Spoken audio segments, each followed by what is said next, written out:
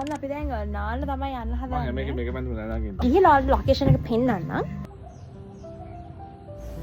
හයි කොහොමද? ඔන්න මම කලින් වීඩියෝ එකේ සෙකන්ඩ් පාර්ට් එක අරගෙන ඉක්මනින්ම ආවා. ඉතින් මේකෙන් මම ඔයාලට පෙන්නන්නේ අපේ දෙවෙනි දවස මොනවද අපි කළේ, කොහෙද අපි ගියේ කියන විස්තර ටික. ඉතින් ඒ වගේම මම තවත් අපි මේ ට්‍රිප් එකට කිව්ව බජට් එකත් ඔයාලත් එක්ක ෂෙයා කරගන්නම්. ඉතින් මෙන්න මේ වගේ ලස්සන පාරක තමයි මේ අපි යන්න තැනට යන්න තියෙන්නේ. ඉතින් ඔයාලා දන්නේ නැති දැන් අපි කොහෙද යන්නේ කියලා.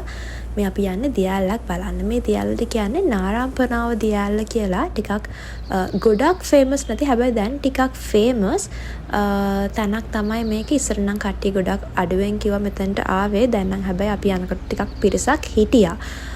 ඉතින් මෙතන දියැල දෙකක්ම තියෙනවා. මේ තියෙන පළවෙනි දියැල හරිම ලස්සනයි ළමයි. ඔයාලා ගිහිල්ලා බලන්න.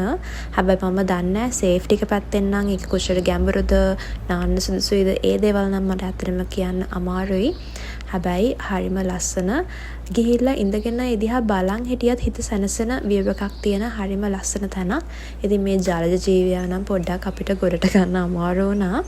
ඉතින් කොහොම හරි ආවත් අරගෙන ඊට පස්සේ අපි මේ ඊළඟ දියැල තියෙන තැනට තමයි යන්නේ. ඒක තියෙනවා ඒ කැලේ ඇතුළේම තව චුට්ටක් ඉස්සරහට යනකොට ඊළඟ දියැලක් හම්බ වෙනවා. ඒ වගේම ඔය යන අතරතුර තියෙන ලස්සන දොළ පාරවල් ඒ වගේ හරිම ලස්සන. මට ඒක කියන්න වචන නැහැ. ඒ එන්වයරන්මන්ට් එක මාරම ලස්සනයි. මාරම එක්ස්පීරියන්ස් එකක් ඒක ඇත්තටම.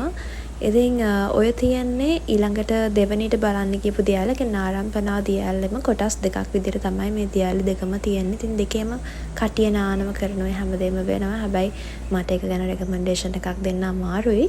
ඉතින් කොහොම හරි අපිට මේ ට්‍රිප් එකට කියපු බජට් එක කිව්වොත් එහෙම මේක අපි 2 nights වලට full board අපිට ගියේ 30,000 වගේ cost එකක්. ඉතින් එයාලගේ ස්ටාර්ට් එකක් නිසාත් ඒගොල්ලෝ පොඩියට තාම පටන් අරන් කරගෙන යන නිසාත් හරිම සිම්පල් විදියට හැමදේම අපිට තිබුණා. ඉතින් ඒ දේවල් එක්ක ඒ තිබ්බ එන්වයරන්මන්ට් එකත් එක්ක මාරම නිදහස් කාලයක් අපි ගත කරලා තමයි ආවේ. ඊට පස්සේ අපි ඉතින් ඇවිල්ලා එදා දවසේ ඒ වෙච්ච සිද්ධිය අපි කතා කර ඉඳලා ඊට පස්සේ ඉතින් අපි පොඩ්ඩක් හවස් වෙනකොට ආයෙමත් මේ බල්කනි එකට වෙලා අපි දෙන්නට ආසම දේ තමයි මේ පරිසරය, මේ තියෙන ලස්සන කඳු වලින් වටවුණු පරිසරය බලාගෙන ඉන්න එක. ඉතින් එදා දවසේ එහෙමම ගෙවිලා ගියා. පහුවෙන්ද උදේම නැගිටලා අපි ඉතින් ඉක්මනින් බඩු ටිකක් ලෑස්ති කරගෙන යන්න තමයි ලෑස්ති වුණේ. ඉතින් පොඩි දුකක් හිතට තිබුණා. මොකද ඒක යන දවස නිසා. ඉතින් කරන්න දෙයක් නැහැ. හැමදාම ඉන්න බෑනේ.